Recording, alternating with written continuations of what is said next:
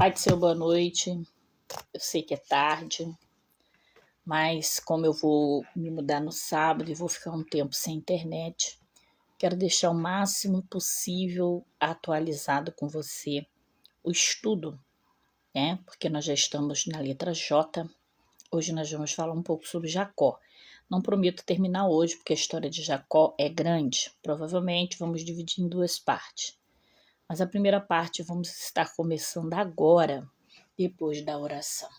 Senhor meu Deus e meu Pai, em nome do teu Filho amado Jesus, aqui na tua presença, começamos, Senhor, o estudo da tua palavra.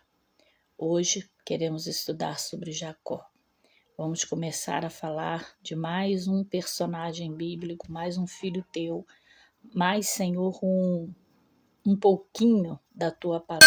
Pedimos a direção do teu Espírito Santo, que o Senhor, meu Pai, esteja presente em nossas vidas nesse momento. Fale conosco e através de nós é a nossa oração e a nossa gratidão em nome de Jesus. Amém.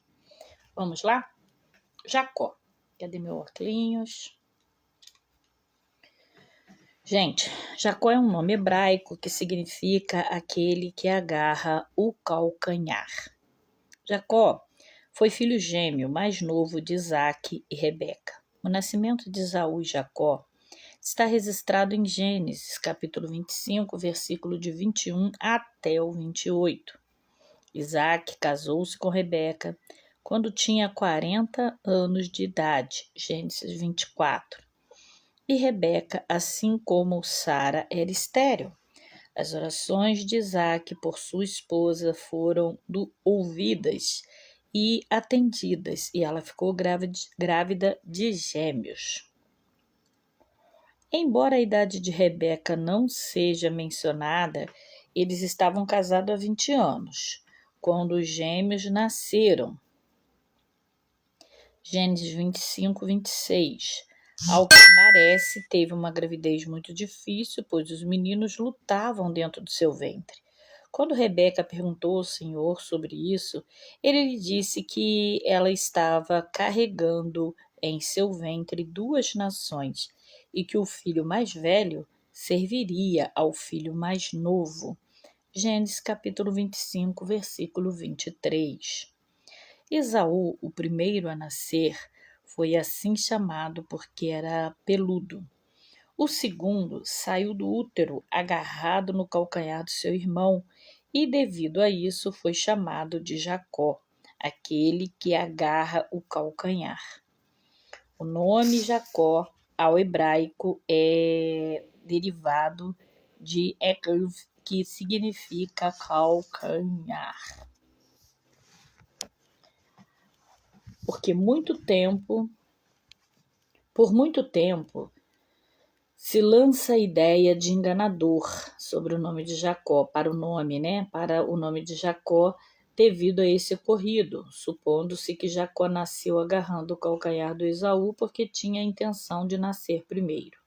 Lamentavelmente, algumas pessoas pensam assim, pois as crianças recém-nascidas não possuem esse pensamento.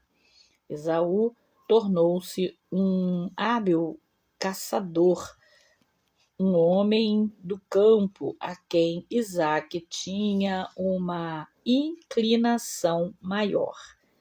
Em contraste a isso, Jacó era mais calado, introspectivo, acomodado devido às tendas e mais amados por sua mãe Rebeca. Deixa eu dar uma parada aqui para me compartilhar com você. Glória a Deus. Pensam assim, os recém-nascidos. Glória a Deus.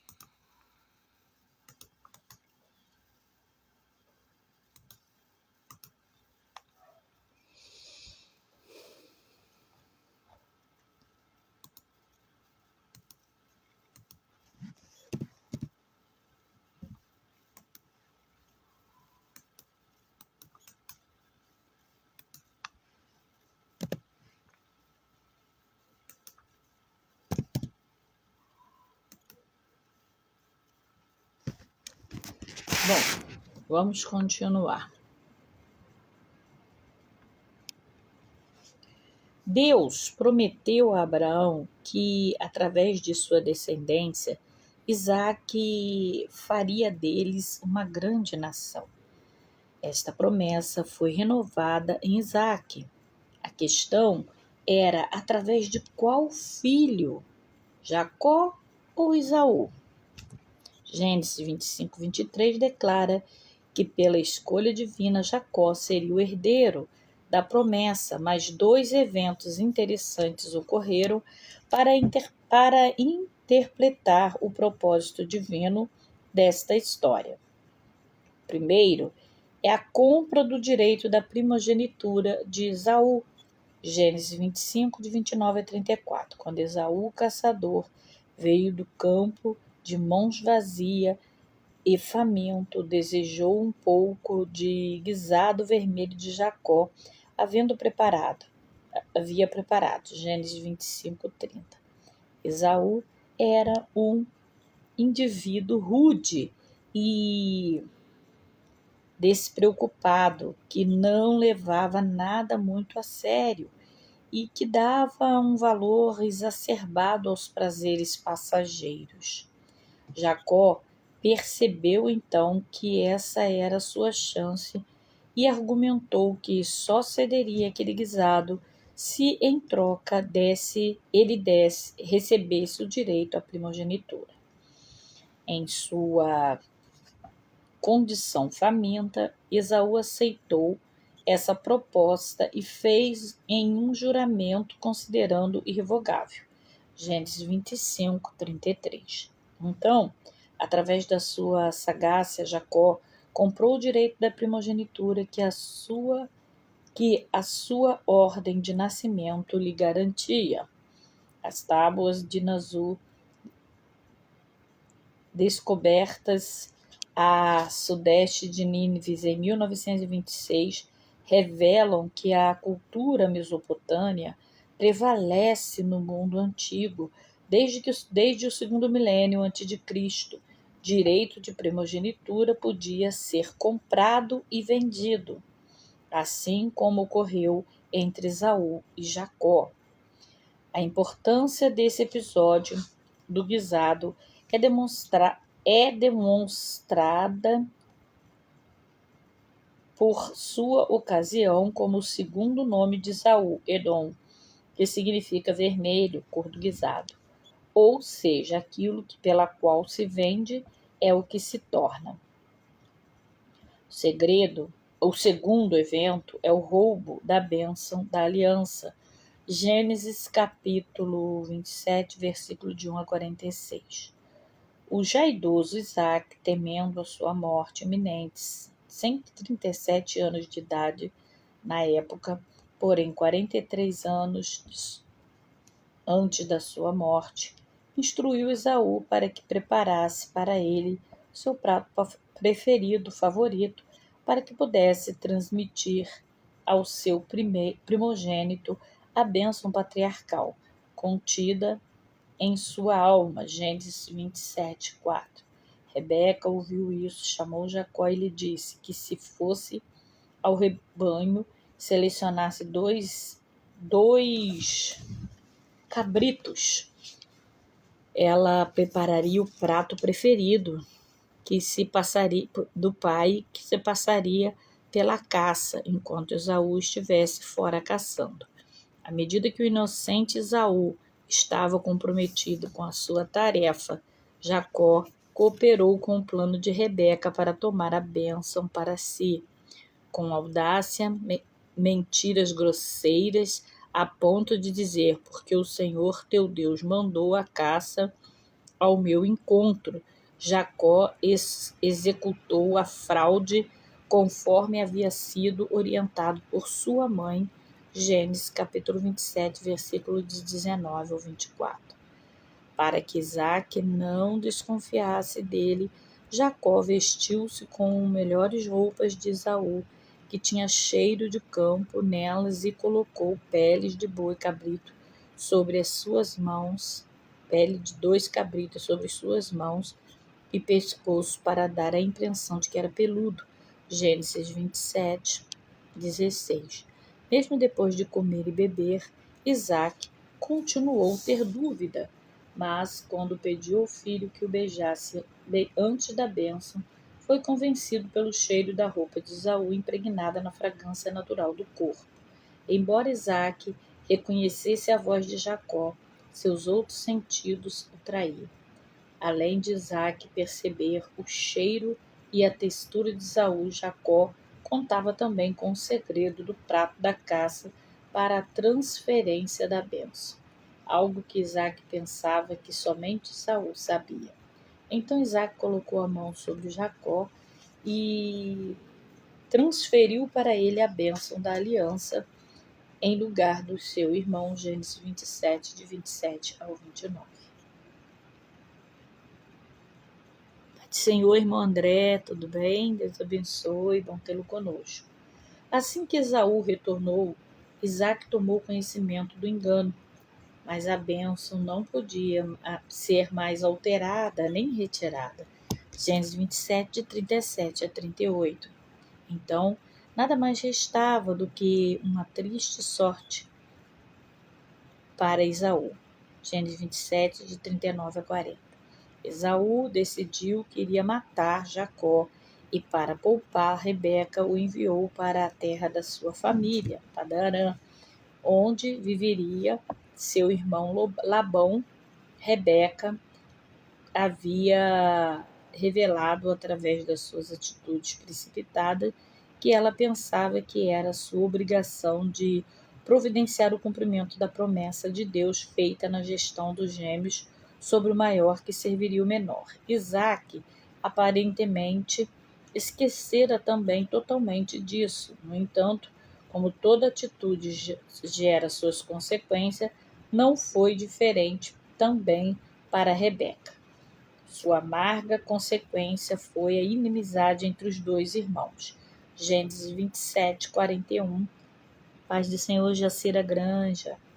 A separação entre ela, Rebeca e seu filho querido Jacó. Gênesis 25, 28. O qual fato nunca mais se viria. Para Jacó, a consequência seria a troca de segurança do lar por um futuro incerto e desconhecido. Tempo. Gênesis 28, de 1 a 2 e 10. Uma atitude errada sempre trará as suas consequências. Denise Pereira, Pai do Senhor. Em sua viagem, Jacó passou sua primeira noite em um lugar chamado Luz. Em uma visão noturna, Deus se revelou a este patriarca peregrino, Deus como o Deus de seu pai. Ali o Senhor revelou a bênção e a aliança. Gênesis 12, 7, 13, 14, 17 e 28, de 11 a 15. Prometeu-lhe a terra, deu-lhe uma missão universal e assegurou-lhe de que teria a orientação divina à sua vida próspera. Jacó respondeu com um voto pessoal e chamou o local de Betel. Alguns dias depois, Jacó chegou a Padã-arã, na Mesopotâmia, e ali a misericórdia do Senhor veio sobre ele. Novamente, ele conheceu Raquel em um poço, e esse encontro tornou-se um caso de amor à primeira vista. Ela, por sua vez, levou-o até a casa do seu pai Labão, que era o tio de Jacó. Gênesis 29, de 10 a 20. O amor de Jacó por Raquel o fez trabalhar 7 anos como pagamento de um dote pela liberação para casar-se com Raquel. No entanto, na manhã seguinte, à cerimônia do casamento, Jacó descobriu que, em vez de ter recebido Raquel, que tinha uma voz suave, havia recebido Lia, que tinha uma enfermidade nos olhos. Naquela época, as noivas ficavam totalmente cobertas com o véu. Por isso, assim que a festa de casamento se acabou, eles foram para a tenda, estavam tudo escuro e como Jacó havia se embriagado, a noiva tinha que continuar com o véu até a consumação do casamento. Jacó não percebeu que a noiva que lhe dera fora oferecida. Havia sido propositalmente a filha errada. Interessantemente, aquele que alcançou a condição de primogênito por meio do engano foi enganado da mesma forma na noite do seu casamento. Você parou para atentar para este detalhe? Interessantemente, aquele que alcançou a condição de primogênito por meio de engano foi enganado da mesma forma na noite do seu casamento. Pela primeira vez, era Jacó quem estava sendo enganado, em vez de enganar alguém. A semente do engano havia produzido o seu fruto na vida de Jacó. Na vida de Jacó. Vamos lá. Deus não se deixa enganar, nem escarnecer. Tudo que o homem semear, isso também vai colher. Ceifará. Gálatas 6, 7. Labão se justificou dizendo que a cultura daquela região ensinava que a filha mais nova não podia se casar primeiro que a filha mais velha. Labão, então, propôs a Jacó que cumprisse os 7 dias de núpcia e com Lia. E após esses 7 dias de núpcia por Lia, receberia Raquel como esposa e, em troca disso, trabalharia outros 7 anos por Raquel. Infelizmente, essa era a única alternativa que havia restado para o velho patriarca.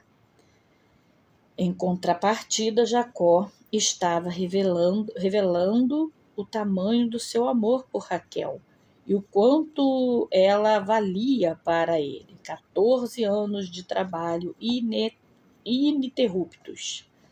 Através desses anos, o trabalho de Jacó trouxe grande prosperidade para o seu sogro, Gênesis 30:30. No entanto, assim que cresceu a prosperidade de Labão, cresceu também a família de Jacó. 12 filhos nasceram, e Jacó na Mesopotâmia. Lia havia gerado Rúben, Simão, Levi, Judá e Issacar, Zebulão e a única filha de Jacó, Diná. Lá em Gênesis 29, 31 de 35 e 30 de 17 a 21. Da criada de Lia, Zilpa, nasceram Gade e Asser, Gênesis 30, de 9 a 13. Da criada de Raquel, Bila, nasceram Dan e Naphtali, Gênesis 29, 31 e 30, de 1 a 8. Até que, por fim, Deus abriu a madre de Raquel e ela teve José e mais tarde Canaã, nasceu Benjamim, Gênesis 30, 22 a 24 e 35, de 16 a 18. Que pudesse. E Jacó concordou com a condição de que pudesse trabalhar 7 anos a fim de construir um patrimônio pessoal para cuidar de sua família. Eles discutiram salário e Jacó propôs que todas ovelhas e cabras salpicadas e manchadas e todos os cordeiros pretos seriam seus. Labão concordou, mas rapidamente separou todos os animais com essas características e o colocou sob o cuidado de seus filhos e 3 dias de viagem dos restantes do rebanho. Gênesis 30, 35 a 36. Por outro lado, Jacó também tramou obter uma vantagem influenciando a genética dos animais, colocando galhos descascados junto aos bebedouros de água, enquanto os animais mais fortes e melhores se acasalavam. Tanto Labão tentaram levar vantagem sobre Jacó, como Jacó tentava levar vantagem sobre Labão. Na verdade, os dois se mereciam. O Senhor, no entanto, abençoou Jacó, e ele ficou muito rico, e de rebanho e de manadas. Gênesis 30, 37 a 43. Os filhos de Labão ficaram amargurados com Jacó e a atitude de Labão para com ele também mudou. Jacó notou isso e então o Senhor falou com ele, dizendo que era para retornar a Canaã. Gênesis 31, 3-16. Jacó fez uma reunião em família com suas esposas e lhe disse que o Senhor o abençoara, embora o pai delas lhe tivesse enganado e mudado seu salário 10 vezes, sempre para pior, naturalmente. Não se sabe ao certo como foi essa mudança de 10 vezes de salário de Jacó. Muitos eruditos supõem que, apesar da barganha que fora feita, Labão conseguira enganar Jacó, não lhe dando todos os animais de cores que tinham sido combinados. Alguns até dizem que devemos entender aqui 10 número e não 10 vezes, o que envolvia de alguma maneira desconhecida o número de animais que lhe havia sido entregues. Sustenta essa ideia o fato de Septuaginta dizer 10 cordeiro em vez de 10 vezes. Agostinho interpretou isso como salário de 5 anos, como se Labão lhe tivesse negado os animais combinados por 5 anos. Devido ao fato de que as ovelhas produziam ninhada 2 vezes ao ano, ou seja, 10 ninhadas em 5 anos. Há ainda os que pensam que Labão não fizera nenhuma modificação no trato durante o primeiro ano, mas depois, vendo que as coisas lhe eram desfavoráveis, nos próximos anos não observou o acordo resultado disso, a mudança nas 10 vezes em que o cordeiro deveria nascer.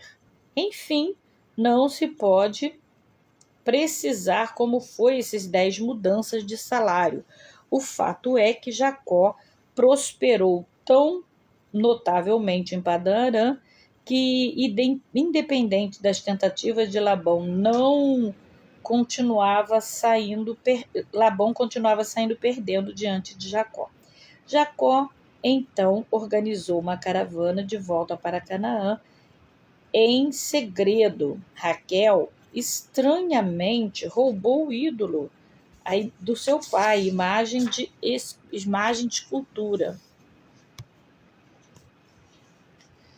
da casa do seu pai, e levou consigo na viagem.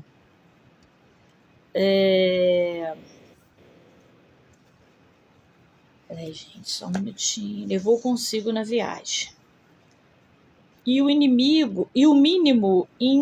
mínimo intrigante a atitude de Raquel de possuir comportamentos idólatras na viagem.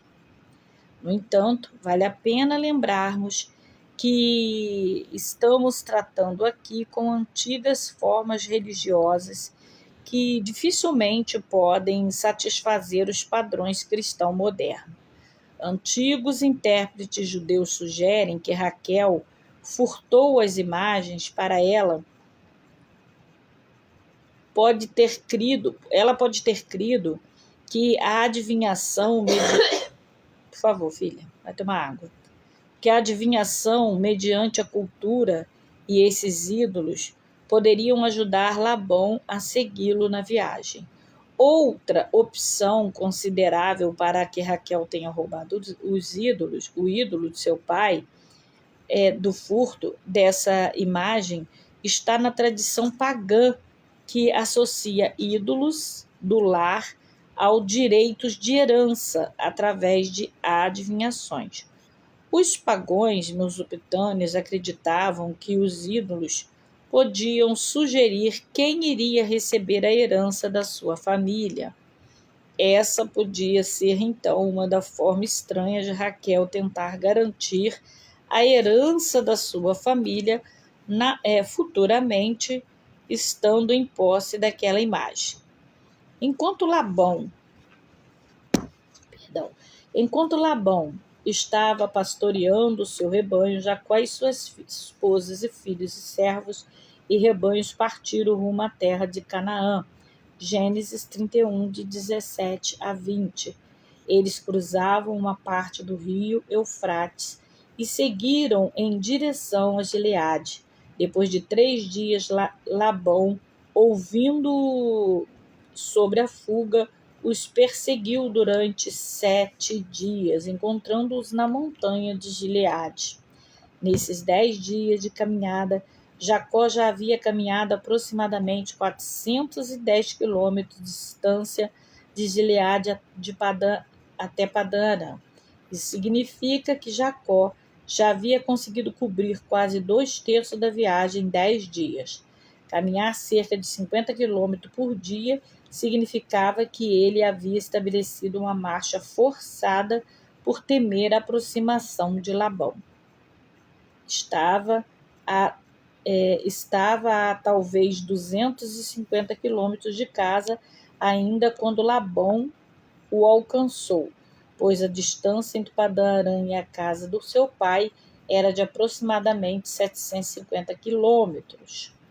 Irado, Labão levantou-lhe 3 acusações contra Jacó, Gênesis 31, de 26 a 30, que ele fugiu em segredo, que sequestrou as filhas e lhe roubou o seu ídolo do lar. Jacó não sabia o que Raquel havia feito, de modo que disse que quem fosse encontrado o ídolo deveria ser morto. Gênesis 31, 32. Raquel os havia escondido na sela de um camelo e estava sentada sobre ela. Quando seu pai procurou pelo ídolo na tenda, Labão não encontrou os ídolos. Raquel permaneceu sentada em cima da sela. E quando a pediram para se mexer, ela disse que não podia porque estava no seu período menstrual. Gênesis 31, 35. Depois disso, Jacó ficou irado e reclamou que havia servido Labão por 21 anos de serviço árduo. Labão havia prejudicado, reajustando seu salário 10 vezes, depois de alguns discursos argumentativos, nos quais cada um estava a sobrepujar o outro, exagerando nos erros cometidos pela outra parte. Labão sugeriu uma trégua, que foi marcado pelo estabelecimento de uma coluna, uma coluna e um monte de pedra, e isso culminou em um banquete e aliança que durou toda a noite. Gênesis 31, de 31 a 34. Chamaram de 31 a 34. Chamaram aquele lugar de Mispá, e uma bênção foi liberada. Que o Senhor nos vigie, a mim e a você, quando estivermos separados um do outro. Então foi de fato uma advertência. Na realidade significava: não posso passar de olho em você, mas Deus sabe o que você está fazendo.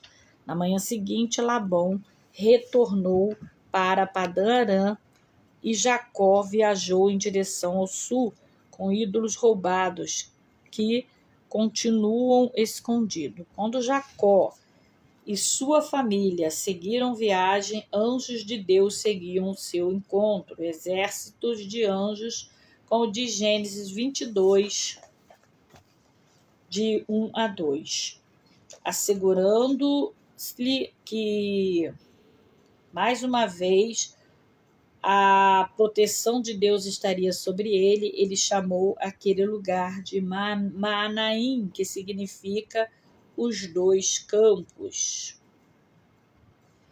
Passando pelo ribeiro de Jaboque para proteger sua família de Esaú, Jacó encontrou-se com um varão que era uma manifestação do próprio Deus.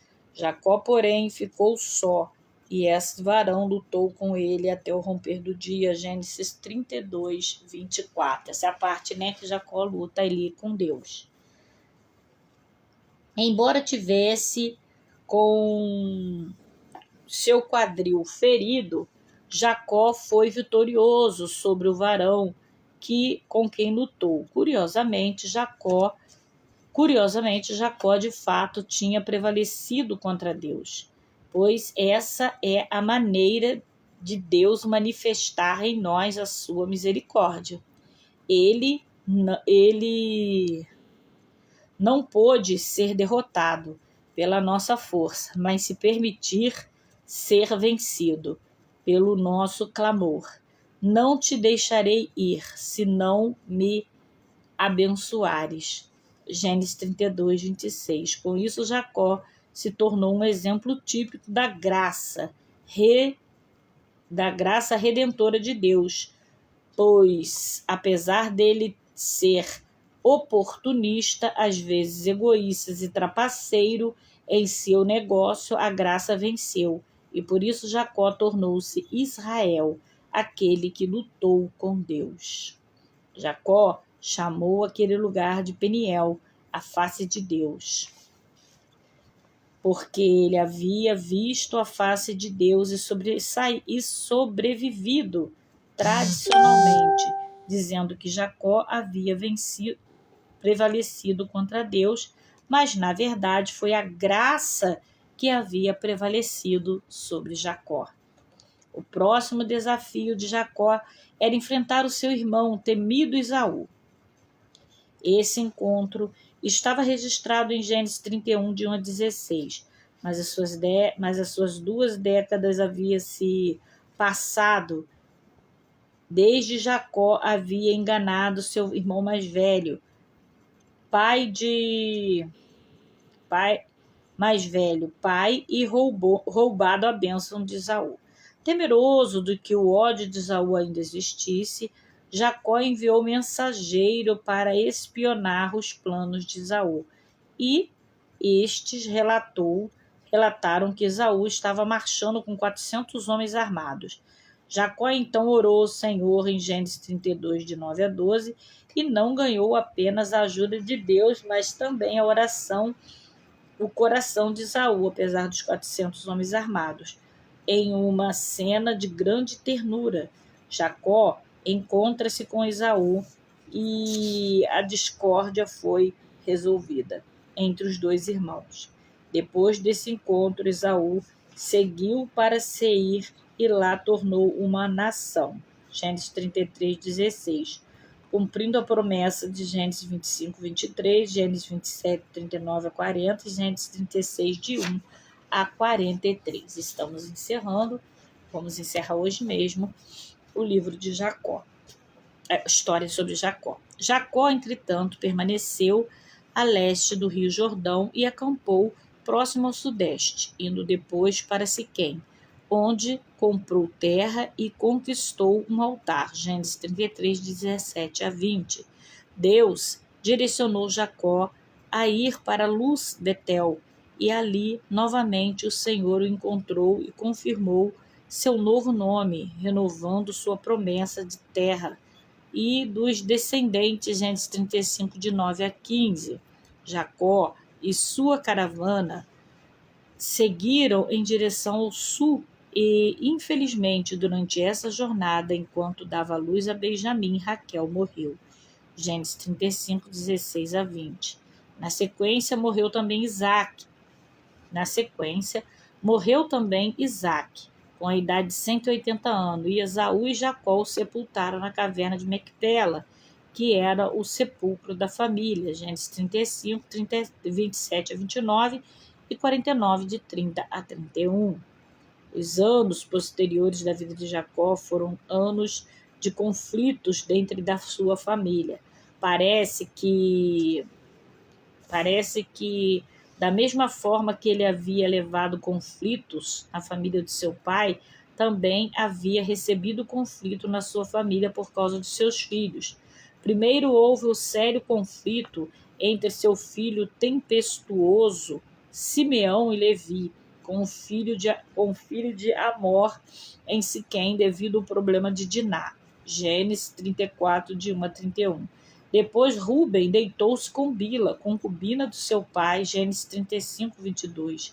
E ainda teve o caso de José, o filho predileto de Jacó, que foi afastado cruelmente dele, fazendo com que o velho Jacó, já de cabelos grisalhos, fosse tomado ao sofrimento, Gênesis 37. Depois de toda esta sequência de dores, a notícia de que José não estava mais morto foi a surpresa, o consolo para Jacó. José fez os preparativos para que Jacó e toda a família fossem morar perto dele, na terra de Gósen, no Egito, onde permaneceu até a sua morte. 17 anos depois, provavelmente no ano em que chegou no Egito, com 130 anos de idade, Jacó teve uma audiência com Faraó e abençoou. Gênesis 47, de 7 a 10. Antes de morrer, com a idade avançada de 147 anos, em Gênesis 47, 28, Jacó recebeu a bênção patriarcal aos filhos. Jacó concedeu a bênção patriarcal aos seus filhos, de José, Efraim e Manassés, Gênesis 48, de 8 a 20, subsequente aos seus próprios filhos, Gênesis 49, de 1 a 33. Após a sua morte, os egípcios lhe prestaram uma grande homenagem. Seus filhos, liderado por José, o governador do Egito, que hoje seria semelhante a um primeiro-ministro, levaram seu corpo de volta para Canaã e os sepultaram em Macpela, junto com Abraão e Isaque. Gênesis 49, de 29 a 50, 25, de 9 a 10, 35, de 28 a 29, realizando um desejo comum dos antigos de serem enterrados junto dos seus antepassados. A comitiva preparou por 7 dias a eira de Atade. Após isso, o grupo todo retornou ao Egito e José assegurou que os irmãos não tinham nenhuma intenção de vingar o mal que lhe havia feito. Deus tornara todo o episódio em bem. Gênesis 50, de 15 a 21. Jacó, além de ser um grande personagem da história, foi também um importante símbolo da disposição de Deus em usar pessoas, apesar de suas falhas humanas, para realizar sua obra. Israel, o nome de Deus concedeu a Jacó, tornou-se um nome da nação da qual Abraão, Isaque e Jacó foram os patriarcas. Em 1948, foi enfatizada a importância de simbolismo, quando a nação judaica recém-formada da Palestina escolheu como seu nome o novo nome de seu antigo patriarca, Jacó Israel. Aqui eu encerro. Amanhã eu trago para você a história de Jairo, nome grego que significa ele levanta. Então amanhã eu vou fazer de tudo para conseguir, como eu disse, eu estou em mudança, mas eu vou fazer de tudo para trazer amanhã a história de Jairo para você. Senão eu vou trazendo conforme for dando aqui, tá bom? Oi, Vanessa, tudo bem, querida? Vanessa linda, né? A mãe do Lucas, do Kleber Lucas. Deus abençoe, a paz do Senhor Jesus. Obrigada pela sua companhia, tá bom, minha querida? Deus abençoe a todos, a paz do Senhor. Até amanhã.